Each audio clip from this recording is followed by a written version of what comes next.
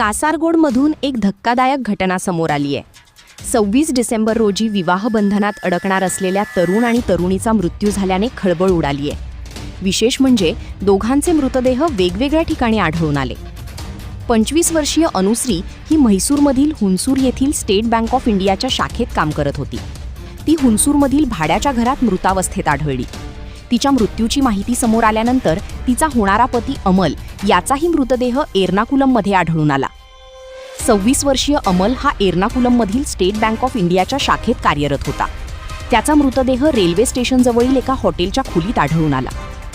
दोघांचा विवाह 26 डिसेंबरला होणार होता. त्यामुळे लग्नाच्या काही महिने आधीच दोघांचा मृत्यू झाल्याने अनेक प्रश्न उपस्थित झाले आहेत.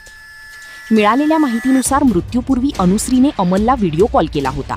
मात्र या दोन्ही घटनांचा परस्पर संबंध आहे का किंवा त्यांच्या मृत्यूमागील नेमकी परिस्थिती काय होती याबाबत अद्याप अधिकृत माहिती समोर आलेली नाही. पोलिसांकडून या प्रकरणाचा तपास सुरू असून तपासानंतरच दोन्ही घटनांमागचं नेमकं सत्य समोर येणार आहे.